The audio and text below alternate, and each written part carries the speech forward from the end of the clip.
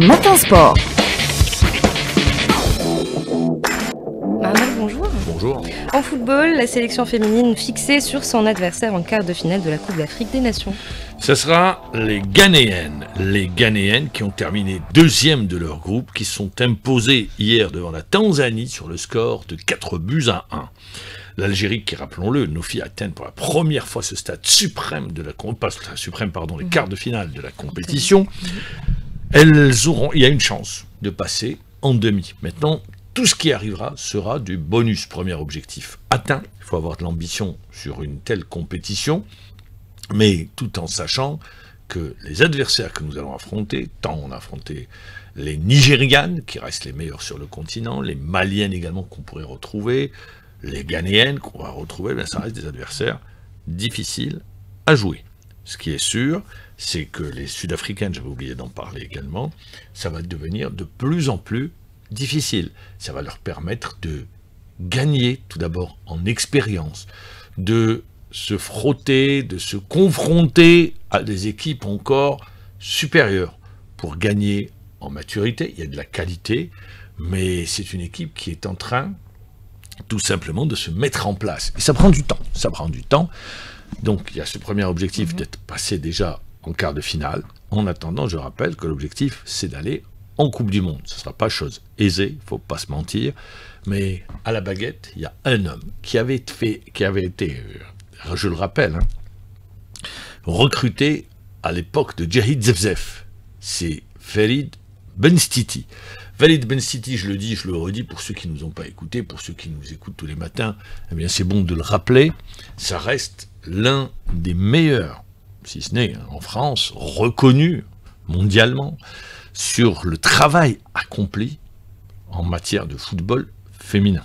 C'est lui qui, à l'époque, a entraîné Lyon, le Paris Saint-Germain, très demandé au niveau européen.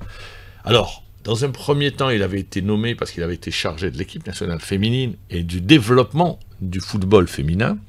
On le développe avec un département. Ça lui a été retiré. Il n'a plus que l'équipe nationale féminine. Mais je peux vous dire que c'est quelqu'un qui a le recul nécessaire, la capacité également à convaincre les joueuses de venir jouer pour l'équipe d'Algérie. Qu'on le veuille ou non, les joueuses viennent d'Europe et plus précisément de France, où le football féminin est développé et en place avec des joueuses de très haut niveau. Chez nous, c'est encore un état embryonnaire, pour de multiples raisons. Il n'y a pas de visibilité concernant le championnat national féminin.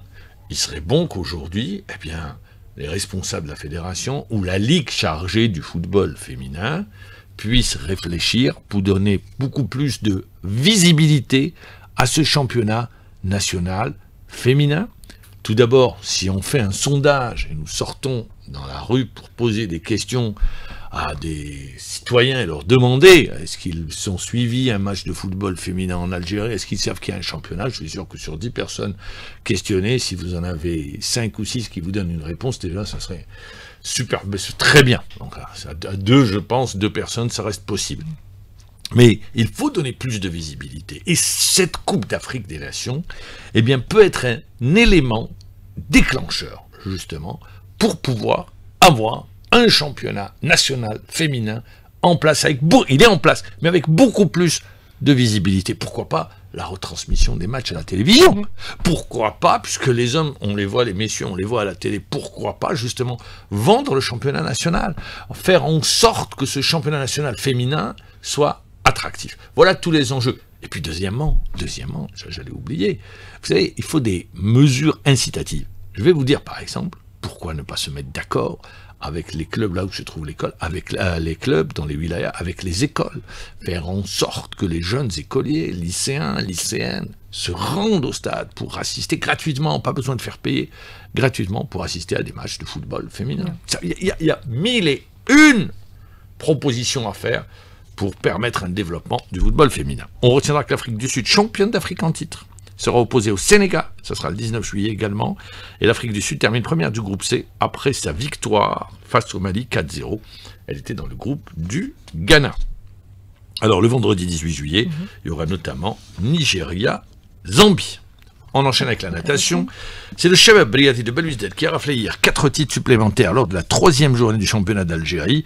Le CRB qui poursuit sa domination. La compétition, ça sera la dernière journée aujourd'hui si elle se déroule au complexe Mohamed Boudiaf. Le Shabab de Belouizdad se rapproche de plus en plus du titre de champion d'Algérie en dominant la compétition. 14 médailles d'or en 3 journées. La journée d'hier a vu le CRB remporter 4 titres nationaux. Ahmed Melih sur le 100 mètres nage libre avec 56 secondes 0 centième. Elle était à 13 centièmes du record d'Algérie. Ahmed Melih. Très contente de ma course parce que c'est pas une compétition où je suis préparée. Il y a les championnats du monde derrière. Mais alhamdoulilah, 56-0-0, je suis à 13 centièmes de mon record d'Algérie qui date d'il y a 2 ans en arrière. Cette année, j'ai fait des choix qui ont été de changer de club à la fois en France et en Algérie. C'était des gros choix, ça a déjà payé. Le CRB qui est pas loin de remporter le titre. Ouais, alhamdoulilah, on est bien parti. Il faut qu'on continue comme ça.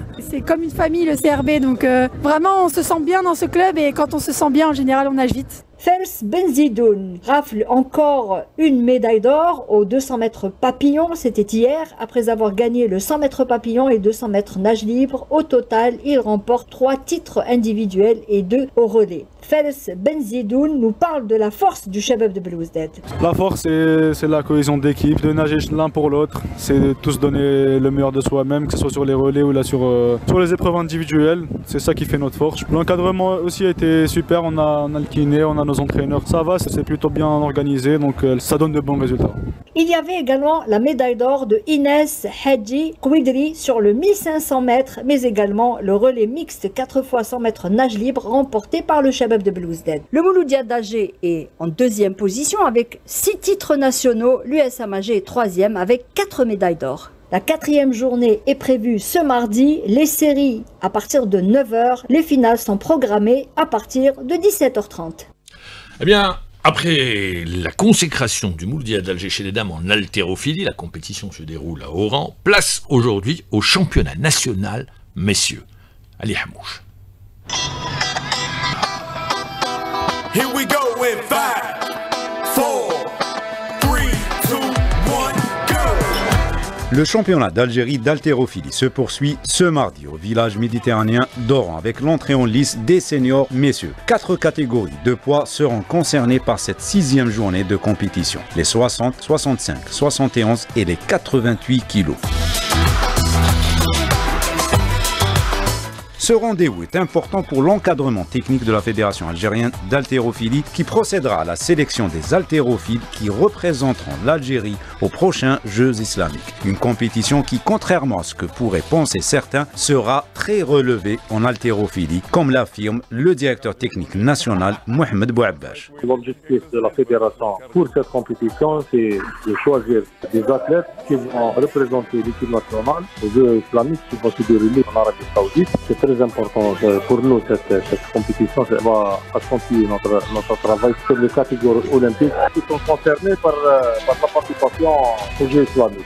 Quand on dit Jeux islamiques, peut-être certains vont penser que le niveau il est bas. C'est le contraire. Dans la catégorie des Bidani Walid, parmi les 10 meilleurs mondiaux, les 7 font partie des pays islamiques. Ça va être un niveau très élevé, c'est un niveau mondial, surtout les catégories olympiques, parce que c'est les catégories olympiques qui sont concernées par cet événement.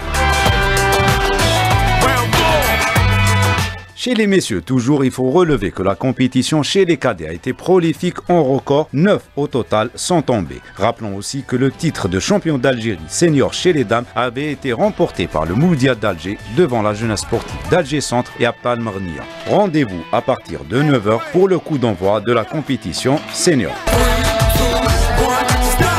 Bien évidemment, une compétition dont vous pourrez suivre les résultats sur les ondes d'Alger Chaîne 3 avec Ali Hamouche. Merci. Non, on n'a pas terminé encore. Je rappelle également au Shabab Briati de Belouizdad, Rachid Oukali, qui a été désigné comme président, élu comme président par le conseil d'administration, et bien après 3 jours, a décidé de se retirer pour des raisons tout à fait personnelles. Mais tout en restant membre du conseil pour le moment, c'est Badreddine Behloul, membre du conseil, qui a été élu hier comme président du conseil d'administration. Tout cela se fait dans la continuité. Je rappelle que c'est l'intersaison et donc l'urgence pour tous les clubs reste la mise en place d'une équipe compétitive. Le championnat débute le 21 et il n'y aura pas de report.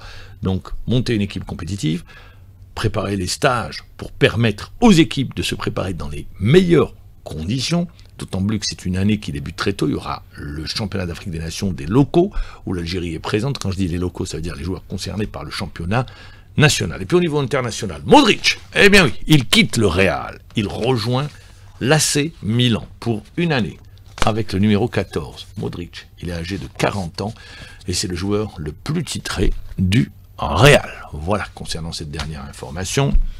Je rappelle que pour les footballeurs, c'est une période de repos, puisque les championnats vont reprendre très tôt. C'est une année importante, c'est une année de Coupe du Monde, notamment. Et c'est le rêve de tout footballeur d'aller à la Coupe du Monde. Et sur la question de la Coupe du Monde, l'Algérie est en ballottage favorable dans son groupe pour se qualifier et revenir à la plus belle des compétitions sous cette nouvelle formule où le nombre d'équipes qui a augmenté. Donc elle sera encore beaucoup plus, en termes de durée, beaucoup plus longue, puisque c'est ainsi on a décidé la Fédération internationale de football. Merci à vous, Mohamed. Il est 7h29 sur les ondes d'Alger.